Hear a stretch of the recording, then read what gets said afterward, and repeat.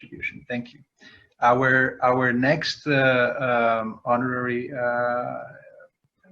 project of excellence comes from Seattle, and I believe we have Professor Baraboi, Otilia Baraboi, presenting. Yes, thank you. Thank you, Theo. Thank you, everyone, for being here. Since this morning for us it started at 10.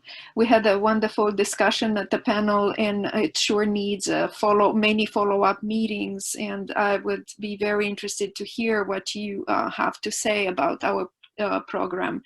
I'm gonna start by showing you a few slides.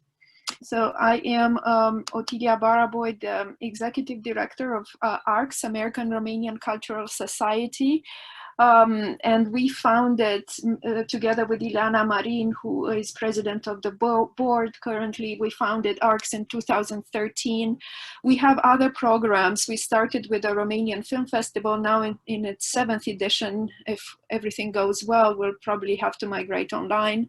But we started with the film festival, but then we wanted to address a need that we found in our community, that of lack of education in Romanian as a heritage language. And I think we still face that need 7 years after when we founded ARCS. We started our programs timidly, I would say, in 2016. We started building with a roof, meaning that we addressed age group from high school kids, so 14, 16, 17, because with Romanian in high school, this program prepares our students to pass the ALTA exam that offers them 4 credits for their native language. We realized the second year, first year we had 40 students. In the second year we had 10 students. So the numbers dropped dramatically, and I'm gonna say a few things about that. But we realized we are facing I would say we're facing issues related to advocacy, not only in our respective communities, but also at the state level. So, and also the need to, the fact that there is not a tradition of teaching Romanian in an institutionalized manner. I would say our school is the only one actually that's secular. There are 50 Bulgarian secular schools in the States. It seems, and we talked about it in our panel, it seems that the Romanian community prefers to answer to this need in Sunday schools, so schools created around certain religious communities, not in a manner that we tried to initiate with our program. So we created the Romanian in Action, our school, in 2016, and we address ages from 5 to 13, and then they continued with Romanian in high school. We also have summer camps in partnership with Control N from Romania. So we do try to initiate many dialogues with our country of origin. Our summer camp is very successful. We should have had this 3rd edition this summer, but we needed to cancel. We also have a program that recognizes volunteer work of our youth in our respective communities, and it's called the Romanian American Heritage Award.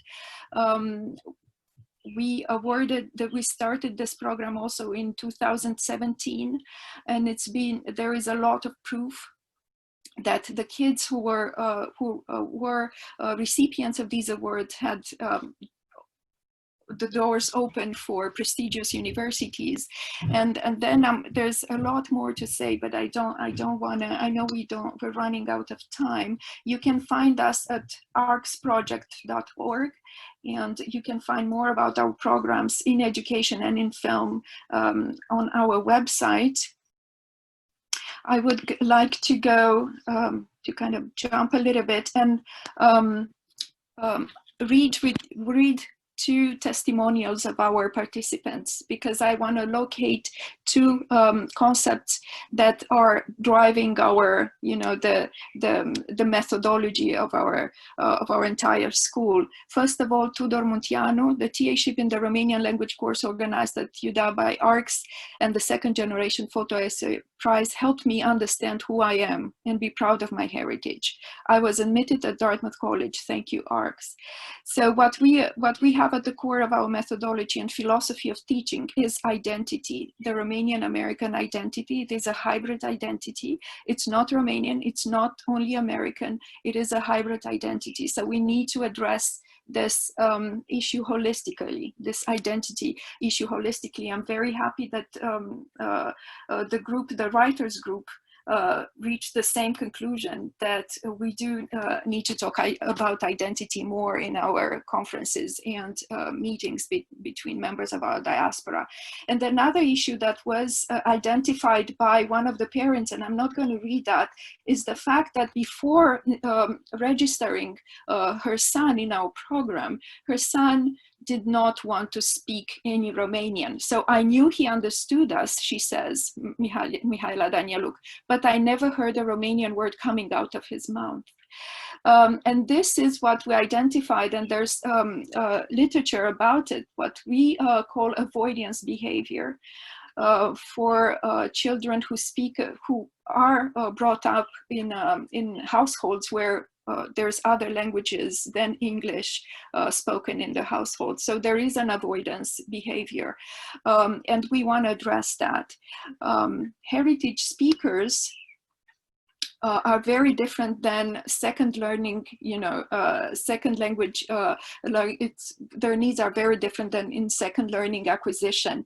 And we need, our approach takes into consideration their identity needs and also their emotions, their anxiety towards the language that their parents speak. Why? Because they feel like they need, if it's not a perfect Romanian, they feel like they do not want to speak the language because it's not correct. So we try together, we try to explore ways in which to tell them that actually that doesn't matter. That really doesn't matter. Our approach, and I will jump to this because I have 5 more minutes, takes into consideration the definition that was coined by the National Heritage Language Resource Center of heritage learners, language speakers, who grew up in households where English is the dominant language. So because there is a hierarchy between the English and the second language, in our case, Romanian, there are many emotions and anxieties that need to be addressed in relation to identity formation. And their strengths, so they speak very well, but they do not master the formal or academic register. So this is at the core of our philosophy. And I will jump because I want to give you a concrete example of what we do, and it's an evolving methodology. We all dialogue and feedback from you and other communities. So because I will give you an example of what we mean by project-based. It is a project-based approach. Every program that we offer is centered around a final project that the children create together. And now for our summer camps, for instance, 2 years in a row, the children produced videos exploring their identity or Romanian role models that were presented at our signature event, I would say, the Romanian Film Festival. What it happened at that time is that the children came at the Romanian Film Festival, they heard, they were proud to see the crowd that's not only Romanian, but also American, of many diverse origins. And they saw their work acknowledged and validated. Their inquiry about who they are, you know, as Romanian Americans, as hybrid identities was validated because it was presented to the public and there was a Q&A. And also we invited last year, for instance, to, a filmmaker who is American Romanian herself and who presented, she is a professional filmmaker, and she presented a short about going back to her grandma and not being able to speak the language and being reduced to a child when she talks to her grandma, and how heartbreaking that is. And there were many parents in the audience who identified with this story. And it is true, this is the story of our children, of the second generation of Romanian Americans. Another, I will give you, so this is one concrete example of a project-based approach. Another example is in relation to what is going on these days, and I'm glad Cristiana is here because I owe this discovery to her and to Magda Matake. We read at the Romanian school for the whole week, we read Nanata, which is a story about a Roma girl in Romania, because we realized that these kids, in order to be drawn to the Romanian origin of, that comes through their parents, they need to be able to explore issues that are important for them today in America. So the book was an enormous success. We talked about diversity. We talked about also a universal childhood story, because the message of this book is very subtle in the background. So together we explore that message. And I would say briefly go to the challenges of what we do. Lack of resources, not only from the Romanian state, but also from our Washington state. We are now in touch with other organizations that have similar programs, community-based language schools that face the same lack of resources, because, as I think one of my Ileana was saying, we do live in a monolingual country where multilingualism still needs to be funded, and there's a lot more advocacy work that we need to do. Also, lack of professional staff with a degree in language teaching. There's only 3 of us and we need more. Lack of space. Just to give you an example, we were renting space at the French immersion school, and the week before everything was shut down, we were kicked out by the head of the school because she didn't want to expose her children to whatever, she thought the threat would be. So we had to migrate online forcefully in 2 weeks and continue the program. Again, the call, I cannot stress enough the need to advocate not only at the state level, national level for bilingual education, but also at the level of our own communities, because it is not the children that avoid in the first place, to be proud of their heritage and to speak their language. It is also their parents. Because Romanians are so good at languages, and this is an American who gave me this explanation, that could explain why Romanians prefer to leave the language behind and to think, oh, they will just catch up if they go to Romania and they speak to their grandparents. By the time they get to be able to get the 4 credits for the Romanian language, these kids forget the language, so it's too late. So that's why we need an approach that addresses ages from 3 to 10 to 16 to 18, like a real comprehensive program. So I'm going to stop here, and I don't know if you have questions, so please, there are other initiatives that we look into, but if you want to work with us, if we want to work with us to create a standard version of teaching Romanian, now it's the good moment because we migrated online, so all of our programs are online right now, and we are looking for partners and for colleagues and for inspirational stories from other communities. Thank you, Teo, for this opportunity. Thank you for everything you are doing, Otilia. This is a comprehensive overview, and somebody was writing that this can be easily reproduced in other hubs, and I really believe so. In fact, I raised the issue of attracting and creating awareness and momentum behind your instant repositioning online and ability to adapt to the new environment. Otilia responded to me, yes, but I'm alone here giving these courses, and we cannot have the entire continent. It's a matter of finding allies, finding an alliance of lay entities that could implement and could join in creating a common teaching method so that it becomes a standardized process throughout the United States, culturally sensitive and contextualized process of teaching.